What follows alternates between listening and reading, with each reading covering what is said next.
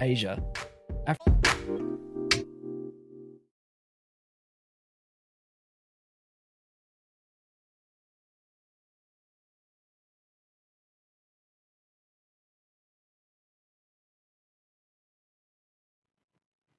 Hello, and welcome to Millennium News TV 24/7 Global News Update. My name's Todd Goldfinger, and here are today's top headlines. Thank you for being with us. A brutal winter storm closed interstate highways from Arizona to Wyoming Wednesday, trapping drivers in cars, knocking out power to hundreds of thousands of people, and prompting the first blizzard warning in Southern California in decades. And the worst won't be over for several days. Few places were untouched by the wild weather, including some at the opposite extreme. Long-standing record highs were broken in cities in the Midwest, Mid-Atlantic, and Southeast. The wintry mix hit hard in the northern U.S., closing schools, offices, even shutting down the Minnesota legislature. Travel was difficult. Weather contributed to more than 1,600,000 U.S. flight cancellations, according to the tracking service FlightAware. More than 400 of those were due to arrive or depart from the Minneapolis-St. Paul International Airport. Another 5,000 plus flights were delayed across the country. At Denver International Airport, Taylor Dotson, her husband, Reggie, and their 4-year-old daughter, Reagan, faced a 2-hour flight delay to Nashville on their way home to Belvidere, Tennessee. Reggie Dotson was in Denver to interview for a job as an airline pilot. I think that's kind of funny that we've experienced these types of delays when that's what he's looking into getting into now as a career, Taylor Dotson said. Next news. A gunman accused of killing a woman in the Orlando area returned to the same neighborhood hours later and shot 4 more people, killing a journalist covering the original shooting and a 9-year-old child, Florida police said. Spectrum News 13 identified the slain reporter Thursday as Dylan Lyons. Photographer Jesse Walden was also wounded.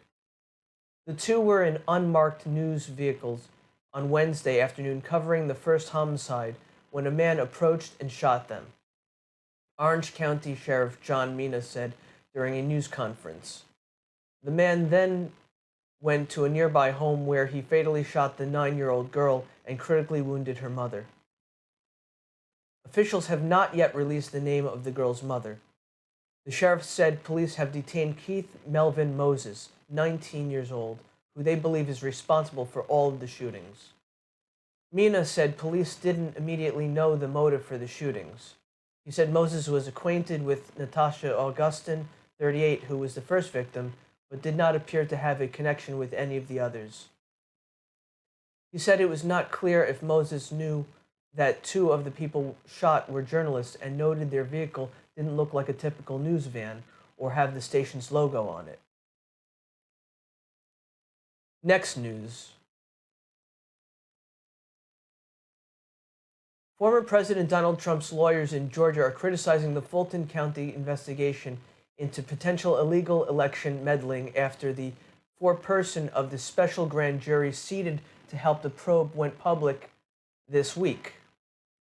Emily Kohrs first spoke out in an interview published Tuesday by the Associated Press, a story that was followed by interviews in other print and television news outlets. She described some of what happened behind the closed doors of the jury room, including how some of the witnesses behaved, how prosecutors interacted with witnesses, and how some witnesses invoked their rights not to answer certain questions. Trump attorneys Drew Findling and Jennifer Little said that despite having concerns about the panel's proceedings from the start, they kept quiet out of respect for the grand jury process. But they said revelations offered by Kohrs this week compelled them to speak up.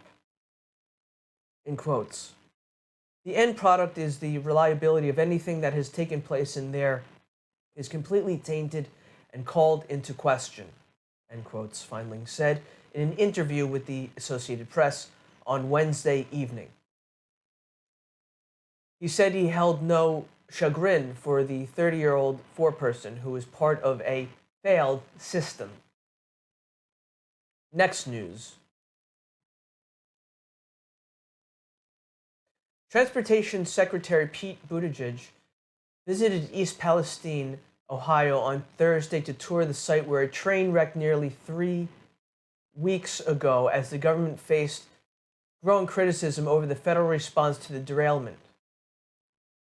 The February 3rd derailment led to evacuations and fears of air and water contamination after a controlled burn of toxic chemicals aimed at preventing an explosion. The President Biden White House has defended its response to the derailment, saying officials from the Environmental Protection Agency, National Transportation Safety Board, and other agencies were at the rural site within hours of the derailment. The White House says it also offered federal assistance, and FEMA has been coordinating with the State Emergency Operations Center and other partners. Buttigieg has faced criticism for not visiting the site earlier, including from former President Donald Trump, who came to Ohio on Wednesday. The Department of Transportation said Buttigieg is visiting now that the U.S. Environmental Protection Agency declared the emergency phase of the crash to be over and the start of a long-term cleanup effort is underway. The NTSB was expected to release a preliminary report later Thursday on the derailment. We're going to take a short break from the daily global English news of Millennium News TV 24/7. Please stay with us. Thank you.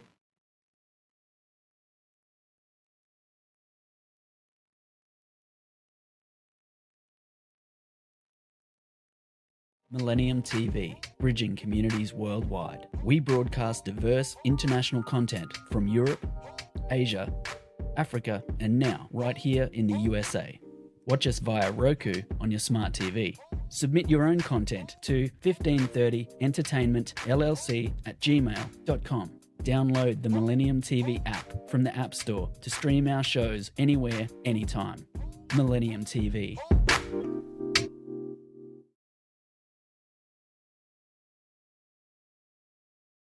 Welcome back to Millennium News TV 24/7 Global News Update in English.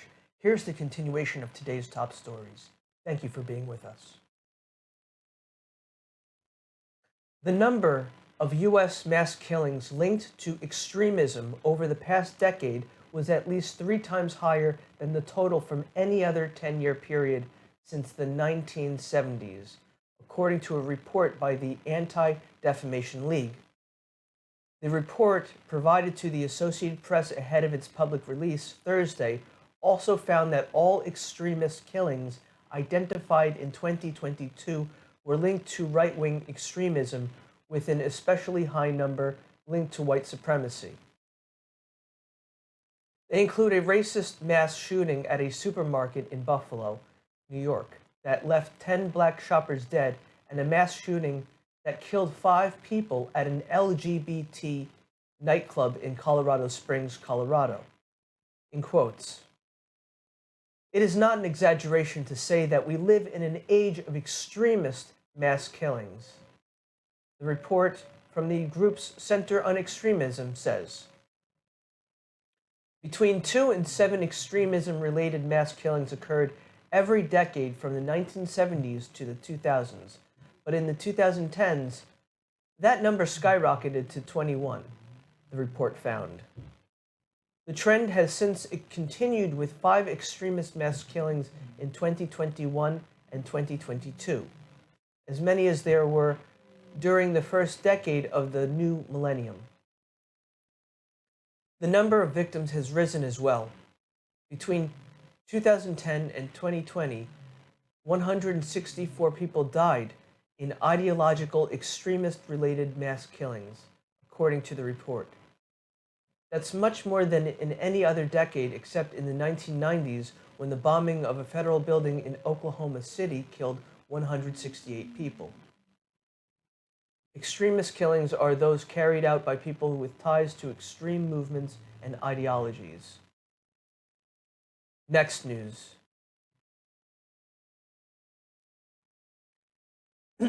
Even as Democrats celebrated the 100th judicial confirmation of Joe Biden's presidency, they are clamoring for more, and some are flirting with ending a century-long Senate practice to help make it happen.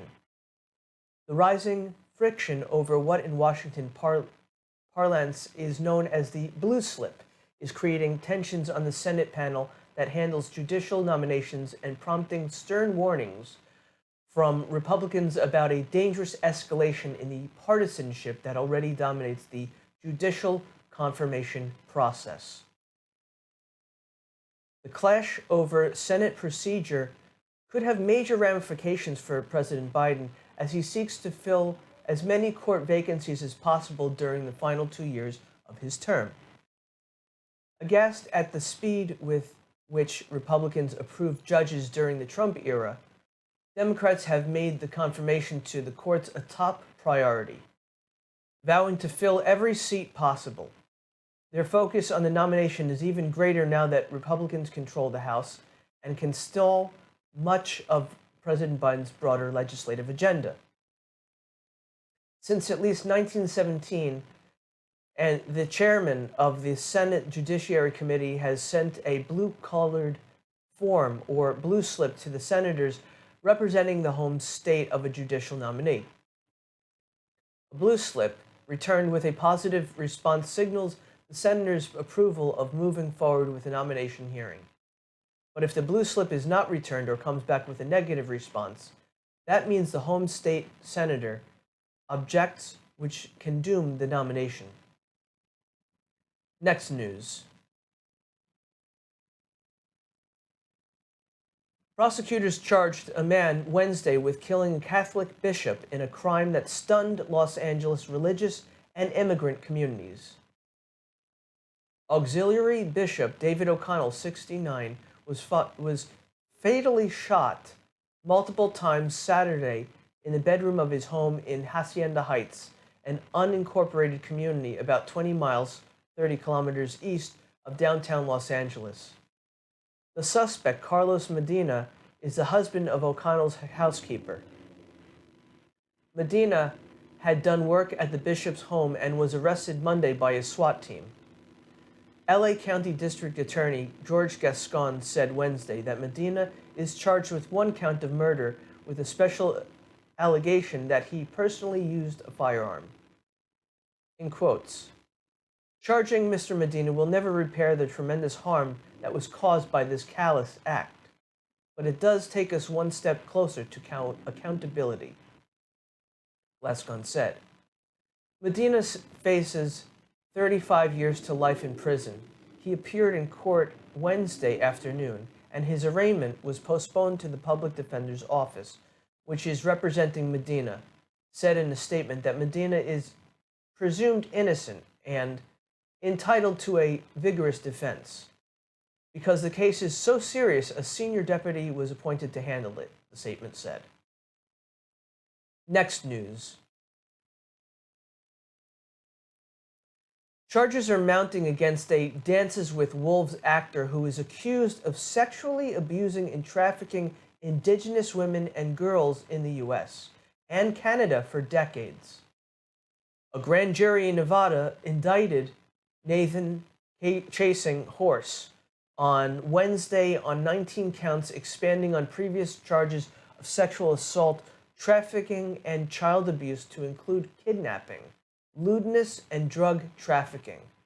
Chasing Horse, 46, now faces charges in 4 jurisdictions, with the newest case brought by prosecutors on the Fort Peck Indian Reservation in Montana. Police in Las Vegas have described Chasing Horse as a cult leader who used his position as a self-proclaimed medicine man to gain access to Indigenous girls and women whom he physically and sexually assaulted and took as underage wives. Prosecutors also accused him of grooming young girls to replace his older wives. His followers in the cult known as the Circle believed he had healing powers and could communicate with higher beings. Chasing Horse's public defender Christy Holston told the Associated Press that she was looking forward to revealing holes in the state's case during a preliminary hearing that was canceled Wednesday morning ahead of the indictment. She declined to elaborate. We're going to take a short break from the daily global English news of Millennium News TV 24/7. Please stay with us. Thank you.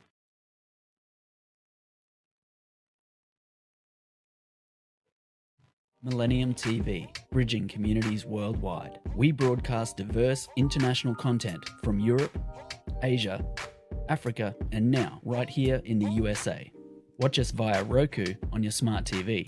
Submit your own content to 1530entertainmentllc@gmail.com. Download the Millennium TV app from the App Store to stream our shows anywhere, anytime. Millennium TV. Hello, and welcome back to Millennium News TV 24/7 Global News Update in English. Here's the continuation of today's top stories. Thank you for being with us. The United States is nominating former MasterCard CEO Ajay Banga to lead the World Bank. President Joe Biden announced on Thursday, crediting him with critical experience on global challenges, including climate change. The news comes days after Trump appointee David Malpass announced plans to step down in June from his role leading the 189-nation Poverty Reduction Agency. His 5-year term was due to expire in April 2024. Addressing the impacts of climate change at the multilateral bank is a priority for the U.S., and leading climate figures have urged the President Biden administration to use Malpass's early departure as an opening to overhaul the powerful financial institution, which has been increasingly criticized as hostile to less wealthy nations and efforts to address climate change. Malpass ran into criticism last year for seeming in comments at a conference to cast doubt on the science that says the burning of fossil fuels causes global warming. He later apologized and said he had misspoken, noting that the bank routinely relies on climate science. Banga, currently vice chairman at private equity firm General Atlantic, has more than 30 years of business experience, having served in various roles at MasterCard and the boards of the American Red Cross, Kraft Foods, and Dow Incorporated. He is the first Indian-born nominee to the World Bank president role. Next news. On State of the Union night, Commerce Secretary Gina Raimondo strode down the aisle and found her seat in the front of Senate Republican leader Mitch McConnell. McConnell, not known to waste words, complimented Raimondo on a recent write-up about her efforts to restore the U.S. as the world leader in advanced computer chips. Factories, autos, appliances, electronics, toys, toothbrushes, and weapons systems all depend on semiconductors, and the need for global supremacy in the small sector of the world economy is a rare area where Republicans and Democrats share the same vision. Nice George Will article, McConnell said, referring to the conservative columnist's comments on Raimondo. Thank you. I'm going to implement that, and I'm going to do it responsibly, Raimondo said, of the $52 billion that lawmakers last year approved for research and the construction of semiconductor factories. She stressed to the Kentucky senator that national security was at stake. That's why I voted for it, McConnell said, after a slew of chip companies announced new U.S. factories. Raimondo is in the process of delivering on the government's promised financial commitment. Starting next week, the application process will begin for semiconductor firms seeking to qualify for $39 billion in government backing to help fund their expansion. Next news.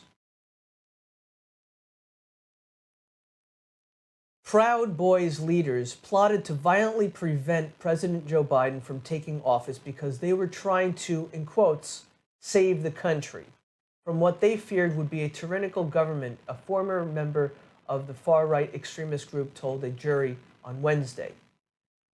Jeremy Bertino, a key government witness in the seditious conspiracy case against former Proud Boys national leader Enrique Tarrio, and 4 associates, said he believed in an all-out revolution was brewing in the days before a mob of Donald Trump supporters attacked the U.S. Capitol on January 6, 2021.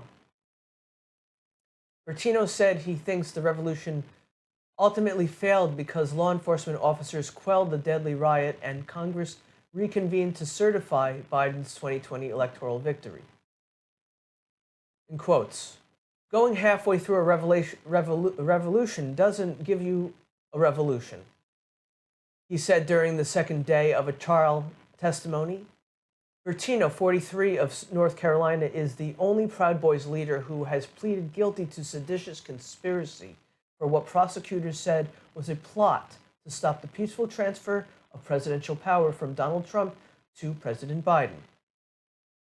Bertino, a regional leader for the group, acknowledged that he never heard of any plan for Proud Boys members to storm the Capitol on January 6th, but he testified that he and other Proud Boys had reached an agreement related to the events of that day. Next news. A meeting of the Organization for Security and Cooperation in Europe's Parliamentary Assembly got underway Thursday without the Ukrainian delegation, which described the presence of Russian lawmakers as an affront. The 2-day meeting of the normally low-profile assembly is coinciding with the anniversary of Russia's invasion of Ukraine. The attendance of the Russian lawmakers has overshadowed the event. Austria granted them visas even though they are under European Union sanctions and despite protests from 20 countries, including Britain, France, and Canada. Austria's government said that as host nation, it was obliged to grant visas to representatives from all OSCE member nations. Ukraine said its delegates wouldn't attend if the Russians were present, as did Lithuania. The Vienna-based OSCE, whose 57 members include both Ukraine and Russia, was created during the Cold War as a platform for dialogue between East and West. The group has a wide-ranging mission, including peace, human rights, arms control, and other security issues. Austria had a duty not to slam the door on diplomacy. Wolfgang Sobotka, the Speaker of the Austrian Parliament, said, "The OSCE, with its inclusive approach and comprehensive security concept, can, and above all, should be part of a solution to this conflict." End quotes. This has been the daily global English news of Millennium News TV 24/7. My name is Todd Goldfinger. Please log in to get the latest news on all of our social networking sites. That includes Facebook, Twitter, Instagram, and TikTok. On TikTok, we are Millennium News 24. Also, our YouTube channel is News Channel M24. Viewers, now on both network broadcasting, Android and iOS devices, Apple TV, Roku TV, Amazon Fire TV, also all smart TV platforms. Please enjoy our entertainment, our latest news, views, and editorials, our Millennium TV apps, Millennium TV USA Android, Millennium News Google, www.millenniumtv24.com. Please stay with Millennium News 24. Thank you, God bless, and have a pleasant day.